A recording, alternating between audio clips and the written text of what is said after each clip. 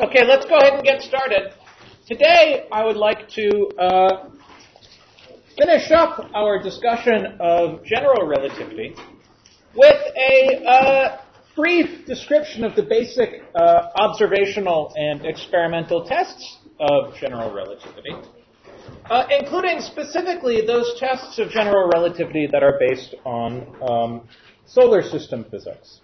So, last class, we discussed very briefly the theory of black holes, which are objects which are so dense that not even light can escape from them.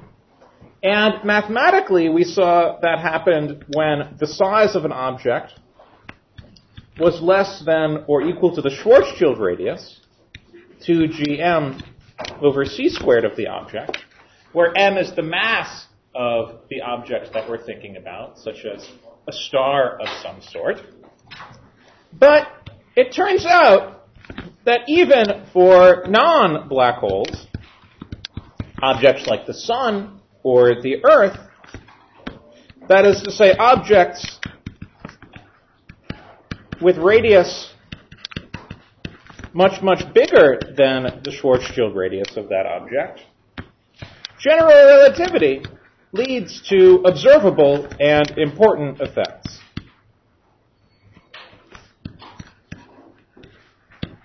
So, let me give you an example, which is perhaps one of the most famous examples of the successes of the theory of general relativity. So, one of the facts that you have presumably learned in your various mechanics classes is that in Newtonian gravity, orbits of objects moving around some gravitational, some source, such as the sun. So the orbits around the sun are periodic. So for example, if you're studying the orbit of a planet around the sun, then the orbit would be a circle or an ellipse of some sort.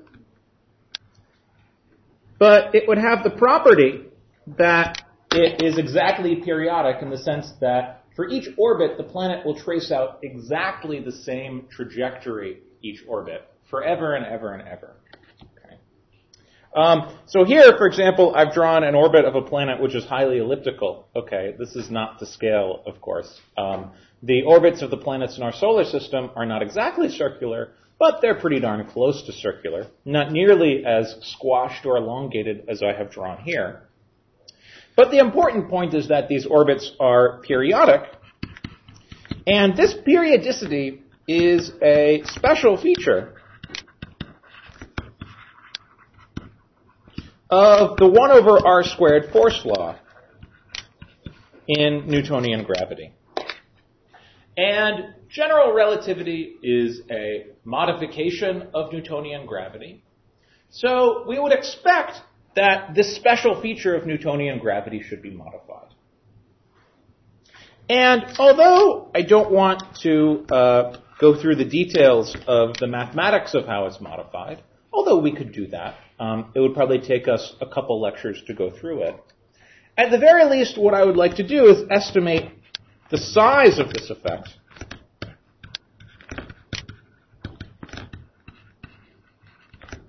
can be estimated using our old friend, anyone? Dimensional analysis. Okay. So, how does that work? Well, let's imagine that we have a planet such as the Earth that is going around in some orbit around the sun. Then we know that the corrections to Newtonian gravity should be governed by some basic parameters, such as the radius of the orbit, the mass of the sun, and the fundamental constants, g and c squared, which describe gravity and special relativity, respectively. And as we saw, there's only one quantity with dimensions of radius that one can form out of m, g, and c, which is the Schwarzschild radius. So the Schwarzschild radius of the Sun is the mass of the Sun times g over c squared. And so the effect that we're looking for, the non-periodicity of the orbits due to general relativity, will be given by some sort of dimensionless parameter. And the only dimensionless parameter that you can form from the radius of the Earth's orbit at the mass of the Sun, Newton's constant, and c squared is this ratio, the ratio of the size of the orbit over the Schwarzschild radius of the Sun. Okay.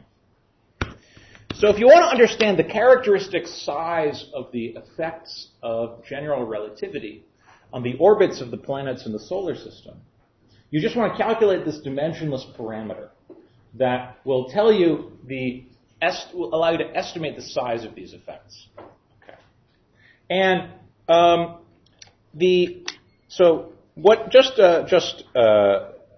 sorry, maybe I should write it the opposite way, of course. Let's write it as the Schwarzschild radius of the Sun divided by the radius of the orbit. Of course, they're both dimensionless, so we could use whichever one we like. But we want the one which vanishes in the absence of special relativity. Okay. So I'll write it like this. So what is the Schwarzschild radius of the Sun?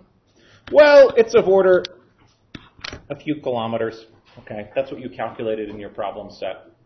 And what is the radius of the orbit of the Earth? Well, that's something known as 1 astronomical unit, or 1 AU. I think it's something like 90 million kilometers. Actually, forget. Maybe someone remembers. Maybe something like 70 million kilometers. Something like that. But for the purposes of dimensional analysis, this gives us an estimate of the order of magnitude size of these effects. It's 1 kilometer divided by 1 astronomical unit, so that's about 10 to the minus 9. And that would be the effect of general relativity on the orbit of the Earth.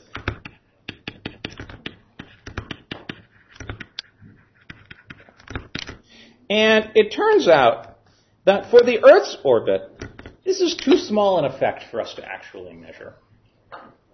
However, you could do better if you considered a planet which was closer to the Sun. And so this effect will be strongest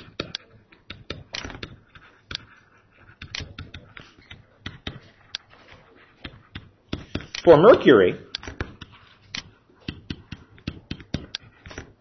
which is the planet closest to the Sun, because then you'll have to divide by the radius of the orbit of Mercury, rather than the orbit of Earth.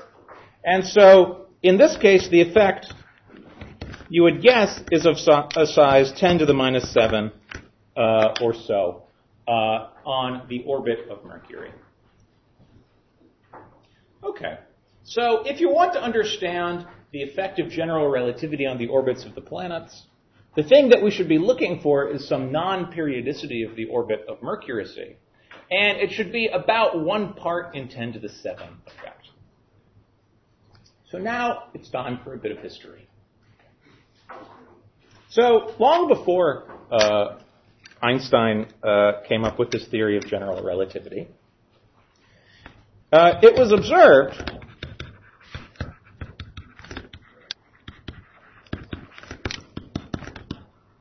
that, in fact, the orbit of Mercury was not periodic.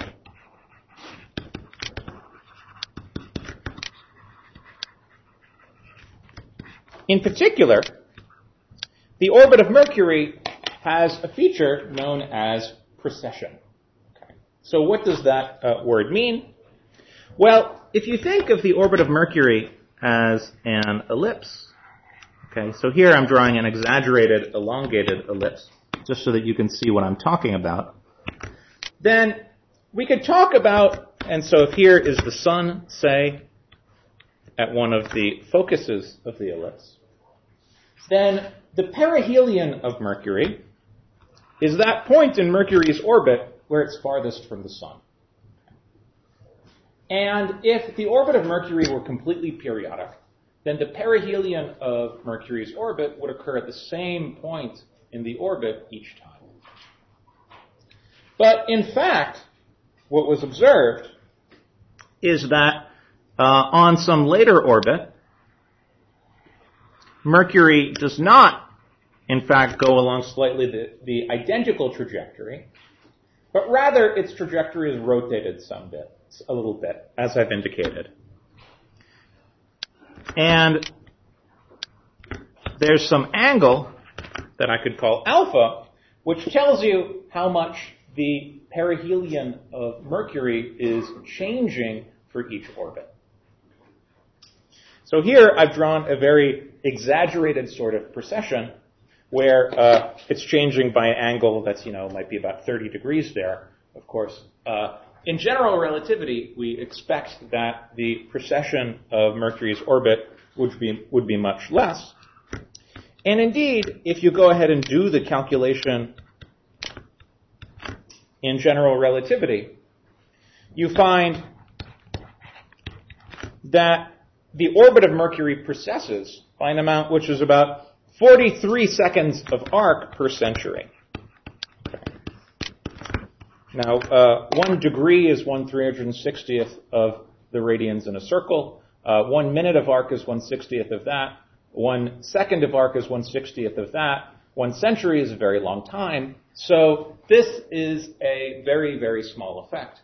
And indeed, if you look at this, if you think about it and plug in the numbers, this is indeed about an effect of order 10 to the minus 7.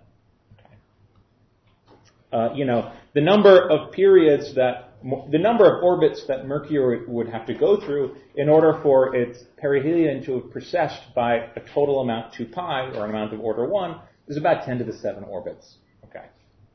So, in fact, this effect was observed in the 19th century, okay, long before general relativity. But in fact, it turns out that there are other effects in solar system physics that also lead to a precession of the perihelion of Mercury. In particular, the statement that orbits are periodic is a statement about the orbits of a planet orbiting the sun if you ignore the influence of all of the other planets. If you include the influence of the other planets, then in fact orbits are not periodic. Okay. And in fact, there is a precession due to the presence of Jupiter, okay, which is the most massive planet.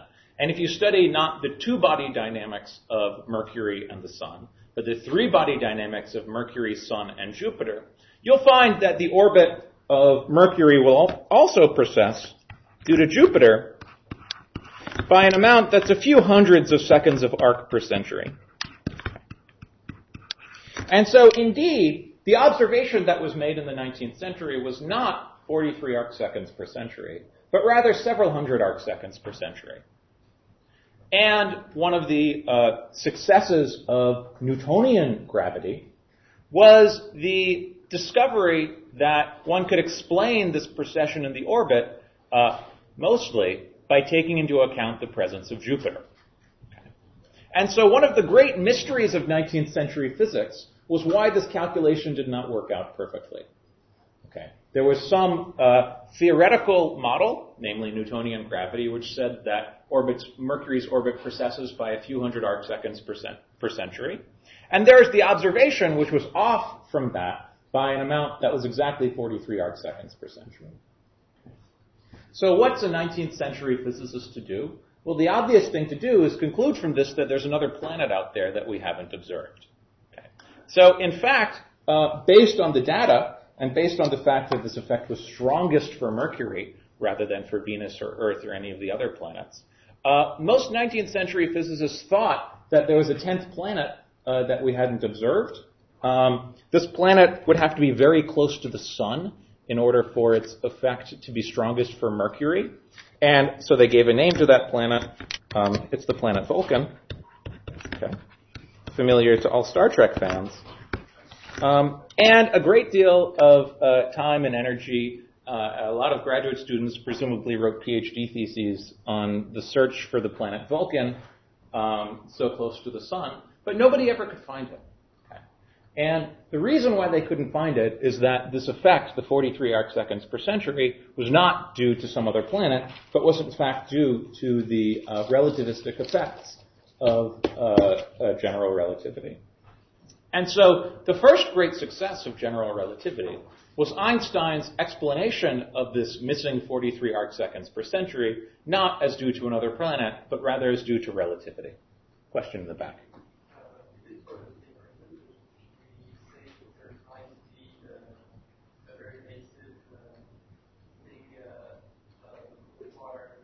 Yeah.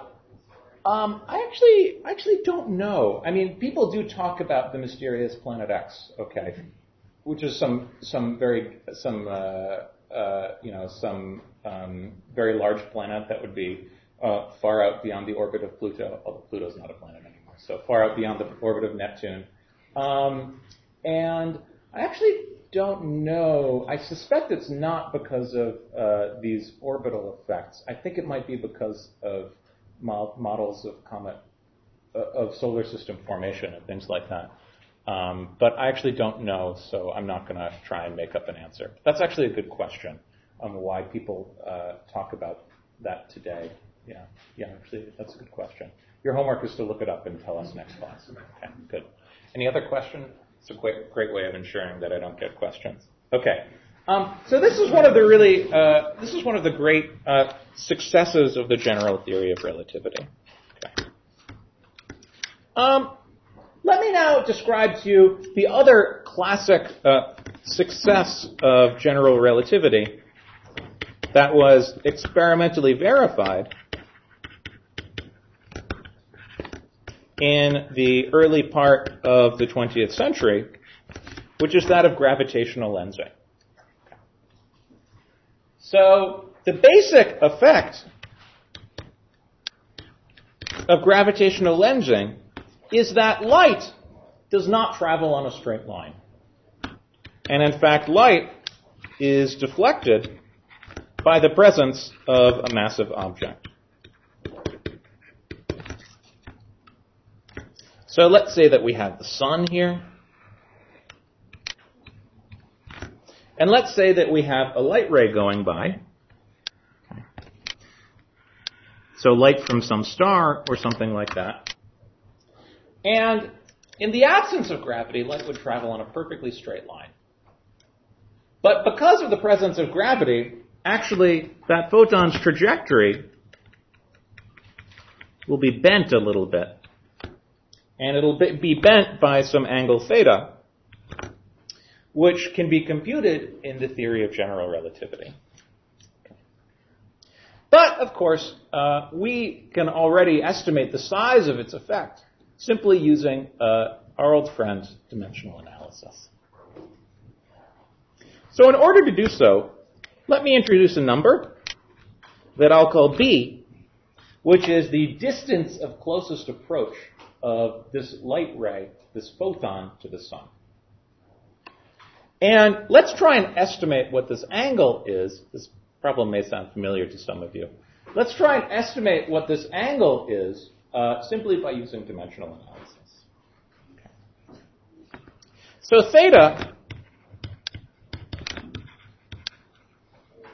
must depend on the mass of the sun, Newton's constant, c squared, and b.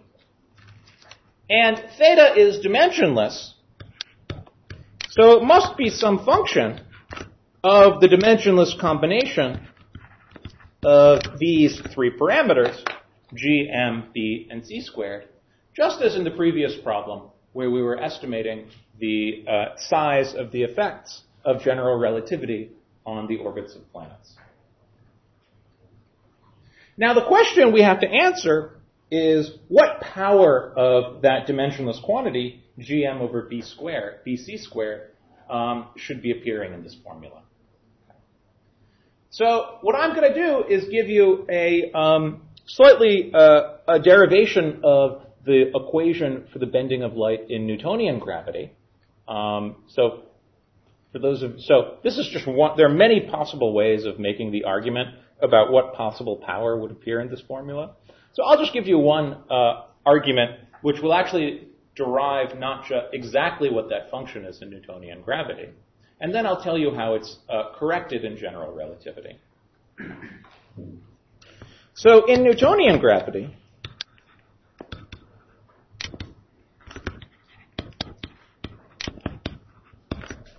we can model this photon, or this light particle, as an object of mass m, which in particular would be some very, very small mass, because a photon is massless in special relativity. So in Newtonian physics, you would think of it as something with a small value of the mass. And velocity, that's the speed of light. Okay. So then let's try and analyze the trajectory of this photon and how it's modified due to the presence of gravity. Now, if I were to do this in general relativity, of course, I would have to take into account the fact that the photon doesn't have mass. But in Newtonian physics, you should just think about this photon as just some kind of object with a given mass, and I'll take it to be moving very quickly, namely at the speed of light. Question? When do you need dimensional analysis? Why do you not consider the max constant? Good. So the important point is that we're studying an effect. So when doing dimensional analysis, you only want to include those parameters that should enter into the solution of the problem. Okay. So for example, if we're studying the motion of an object near the sun, then and we don't want to take into account quantum mechanics, then quantum mechanics can't appear. Okay. H bar can't appear in the final answer. Okay. How should I say that slightly differently? If you think about this Newtonian model, okay, where you just have an object with some mass and we want to ask how its trajectory is deflected by the gravitational pull of the sun, then that's a question that you can ask in classical physics. There's no such thing as H bar in classical physics. Likewise, you could ask it in electromagnetism. In electromagnetism, light is described as a wave, okay, and c, the speed of light, enters in electromagnetism. It's the speed at which these waves propagate. But h bar is not a parameter that appears in the theory of electromagnetism. So in whatever theory describes the electromagnetic waves near the sun, you know that h bar can't appear. It's important, dimensional analysis is most useful if you make sure to only include in your analysis those parameters that necessarily enter into the solution. Like if you included h bar, so indeed, if you wanted to try and study, not the deflection of light by the sun, but the deflection of light due to the gravitational force, or the force due to like a proton or something like that, then quantum mechanics would be very important. And indeed, if you scatter light off of a proton, it will be deflected, okay, not because of the gravitational force of the proton, but because of the electromagnetic force created by the proton. And in that problem, you would have to include h bar. Okay. And the analysis would get more complicated. Good question. Other questions? Good. Okay, so let's do this analysis in Newtonian gravity. Okay. So here's the sun. And here we have the point of closest approach of our object. So let's call that distance b. And let's say that our object is here, it's at some position, and it's moving in that direction. Okay. And let's introduce some coordinates. So I'll call this the y direction, and this the x direction. And x will be that distance here. And so the object, if the sun weren't there, would just travel on the straight line in the x direction. But because of the presence of the sun, it'll feel some force due to gravity. And that force will point not in the vertical, the x direction, or in the y direction, but in some direction that is somewhere between them, and will depend on the position of the particle. In particular, the force on the object will be given by Newton's formula. So it's g, the mass of the object, the mass of the sun, divided by the distance to the sun, squared. And simply using Pythagoras' theorem, the distance between the object and the sun is the square root of x squared plus b squared. So its square is x squared plus b squared. And it'll point in a direction r hat, which points towards the sun, which in these coordinates is cosine phi x hat minus sine phi y hat. That's just some trigonometry, and we can see that that's the right answer, because when phi is equal to pi over 2, which is to say when x is equal to 0, and the object is at its point of closest approach, then as we expect, the force should be purely in the y direction, and it should be negative. And indeed, you can see that's true because cosine of pi over 2 is 0, sine of pi over 2 is 1. Likewise, if phi is very small, namely if x is very, very large, then the force of gravity will be approximately in the x direction. And you can also see that when phi goes to 0, cosine phi goes to 1, and sine phi goes to 0. So this is the right formula. And so, in particular, and this is equal to the mass times the acceleration vector. And what we're interested in is how much this object gets pulled towards the sun, that is to say, in the y direction as it travels by the sun. So we're interested in the acceleration in the y direction, which is gm big M over x squared plus b squared times sine phi. I suppose I should put a minus sign in there. And what is sine phi? Well, sine phi, what is sine? Sine is opposite over hypotenuse, is that right? So it's b over the, sine phi is b over the square root of x squared plus b squared. So this is minus g, oh, I'm sorry, and there's no m, because that was f, so y. Okay. So that's minus gm m times b over x squared plus b squared to the 3/2 power.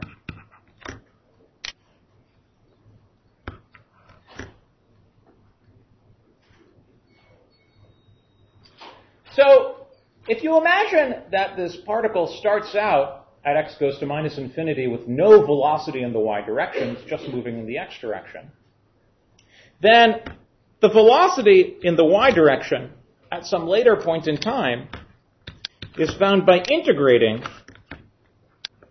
the y component of the acceleration, dt, just because the acceleration is dv by dt, or, that is to say, integrating minus gmb times the integral a sub y dt. So now, let's use a little trick. Okay. So, the velocity, so let's assume that the effective gravity only alters the trajectory by a little bit. Okay. So that, did I make a mistake? No, I don't think. Oh, sorry. I already factored out that. Times 1 over x squared plus b squared to the 3/2 dt. Okay? So if you assume, thank you, if you assume that the velocity is mostly in the x direction, then you could write this So then this is, you could make a change of variables. So v sub x is dx by dt,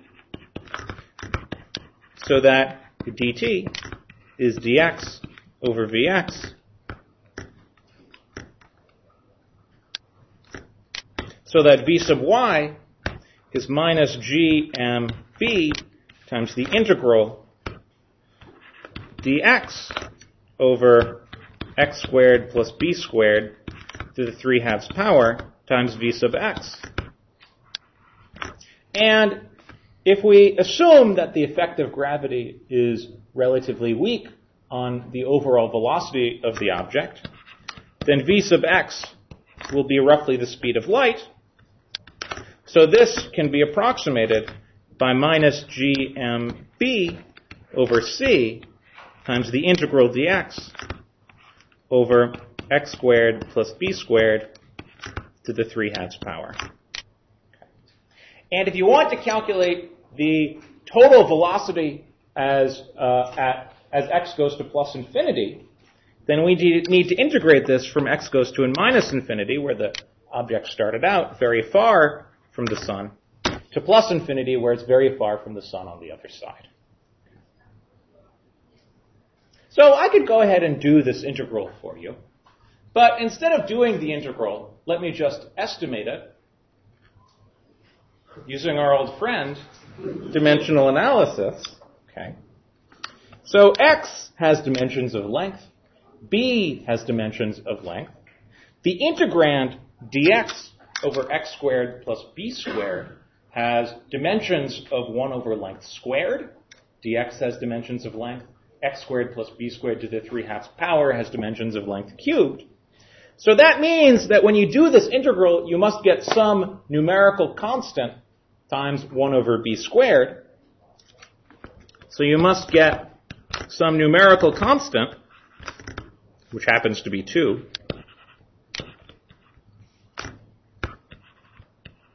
times, over b, times gm over cb. And that, too, just comes from actually doing the integral. I don't know, put it in Mathematica. Or do it yourself. I'm sure it's not that hard. So, if you want to calculate the angle of deflection,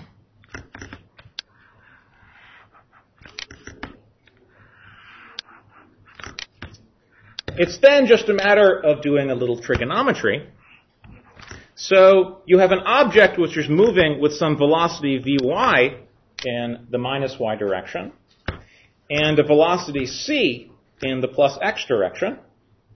So the angle that it's making is determined by trigonometry. So tangent is opposite over adjacent. So tangent theta is vy over c, which is 2 gm over, I guess there's a minus sign, because I've defined my angle theta as the angle in the minus y direction rather than the plus y direction. So it's gm over c b squared. bc squared. So if you assume that the effect of gravity is small, so that theta is small, you can Taylor expand this and see that this is approximately theta. Because tangent theta goes like theta at small angles. So in Newtonian gravity,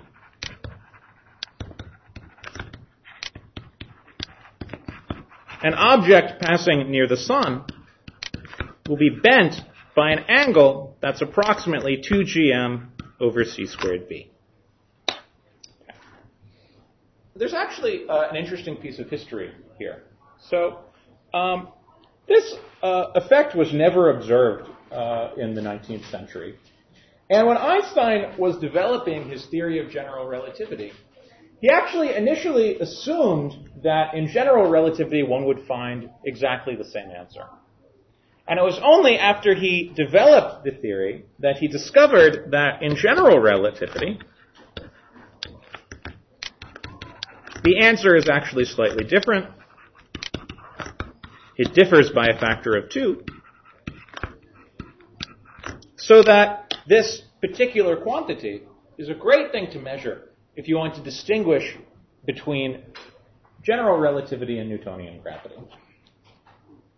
So in particular, if you consider the case of light grazing the sun, okay, so let's imagine that we have a distant star which is shining light towards us, and this light passes very near the surface of the sun.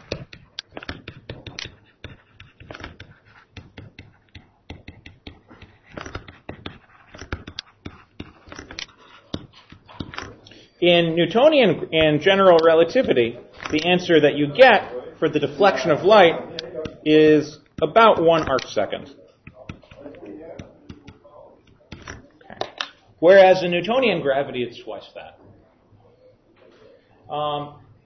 Just as a way of understanding the order of magnitude size of that answer, remember that the quantity gm over c squared is just the Schwarzschild radius of the sun. So this angle theta that I'm computing here is nothing more, nothing less than the Schwarzschild radius of the sun divided by the actual radius of the sun, because we're talking about light that's passing very near the surface of the sun. The Schwarzschild radius of the sun is a few kilometers. The actual radius of the sun is something big, I don't remember, but it's many, it's hundreds of thousands of kilometers. And so that gives you an answer that's about 1 arcsecond. And in fact, very famously, this effect was observed by Eddington in 1919. And once this was observed by Eddington, they started printing up T-shirts with Einstein's face on them. He became a huge mega celebrity, popular culture was never the same. Yes, question.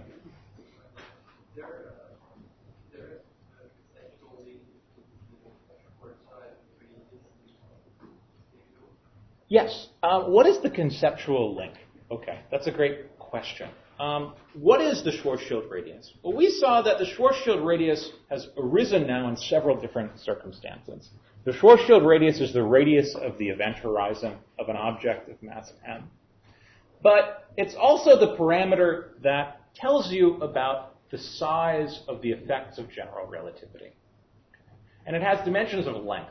So if you want to compute something dimensionless, then you need to take a radius divided by the Schwarzschild radius to get something dimensionless. So for example, the precession of the perihelion of the orbit of a planet is dimensionless. And so it's given by the radius of the orbit of that planet over the Schwarzschild radius. Likewise, the bending of light by the sun is given by an angle, which is a dimensionless quantity. So it has to be given by some distance, namely the distance of closest approach to the sun, divided by the Schwarzschild radius. So the basic point is that whenever you consider, some nice spherically symmetric simple object like the sun or a planet, the Schwarzschild radius is the only thing with dimensions of length that you can construct that will tell you about the size of effects of general relativity. So there is a deep reason why the Schwarzschild radius is appearing all over the place. And it's not really because it has anything to do with black holes or anything fancy like that. It's just because of dimensional analysis. Sorry, this has been a very dimensional analysis heavy class today. Yes? So curvature can have units of 1 over length. So is the curvature Yes. 1 over... Yes. So, for example, in geometry, curvature is a dimensionful quantity.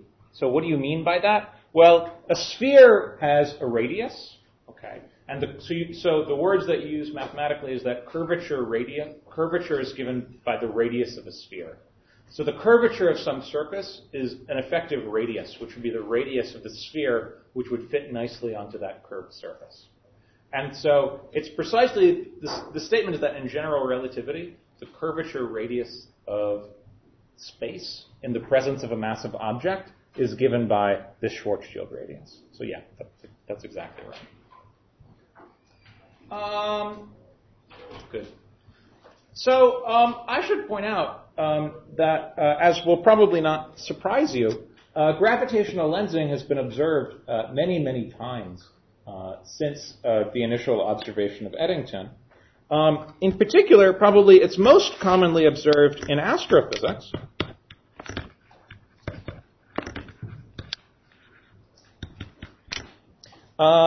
Where it actually has some very interesting and very dramatic effects. So to understand why that is, let's consider the following situation.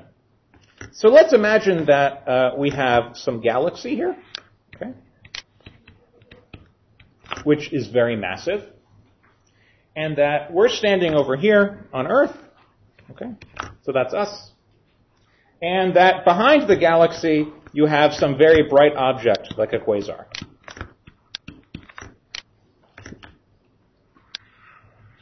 Okay, so the light from the quasar, of course, will be sent out in all directions. And so in particular, the light can be bent as it passes by the galaxy. And so from our point of view, standing here on Earth, what we'll see is in fact two images of the quasar. We'll see from our point of view, it will look like two identical images of the quasar separated by some distance on the night sky.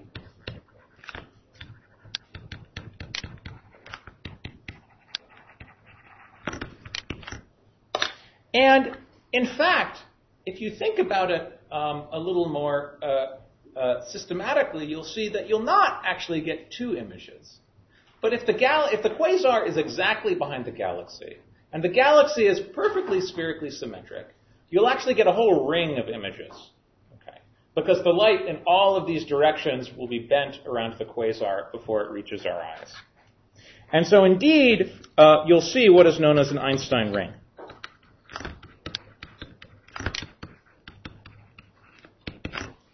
And the remarkable thing is that these things are actually observed. You can see pictures of them. You could go online and Google Einstein ring, and you'll get all sorts of images of these very complicated images that appear, essentially because the space-time itself is curved and it refracts the light exactly as it would as if it were passing through some sort of a prism or something like that. In fact, there's a lot of very interesting physics behind this story. So, for example, if you have an object which is completely spherically symmetric, then the light will form an exact ring image around the object. But let's say that you have an object with a complicated matter distribution, it's lumpy, it's rotating, something like that. Then instead what you'll find is some very complicated distribution of images of this distant quasar, which reflects the very complicated structure of this galaxy in between. And indeed, by investigating that structure, we have a fantastic probe of the mass distribution of galaxies.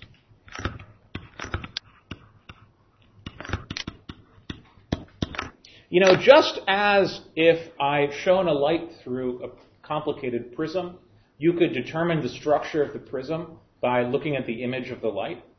By looking at the image of the light as it's bent around some distant galaxy, you can extract the structure of that galaxy.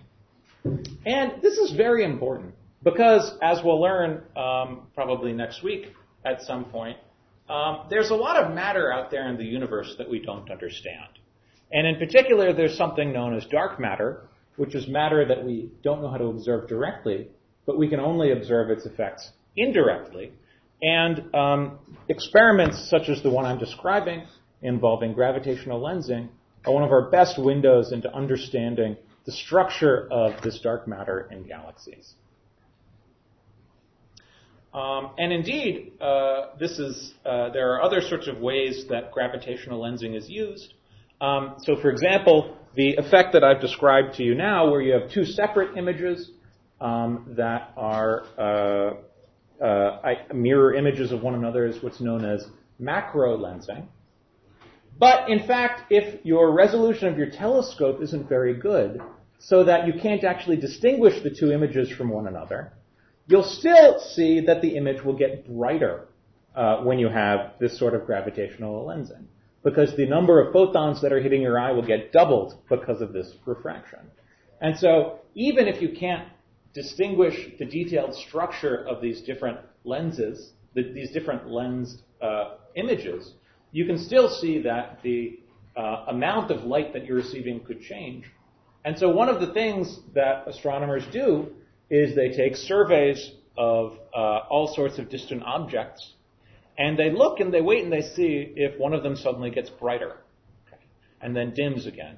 And what that means, in some cases, is that there's been some galaxy in between that has moved across the line of vision and causing this gravitational lensing. And so by studying these so-called microlensing events, where images brighten because of this effect, one can really understand a lot about the distribution of galaxies, their masses, and so forth. So that really concludes what I wanted to say about about the two basic solar system effects of general relativity, namely the precession of the perihelion of Mercury and the bending of light by the sun. I wanted to spend at least a few minutes talking about one final interesting effect of general relativity, namely that of gravity waves. I don't have time to quite do that justice, although it will only take about 10 or 15 minutes.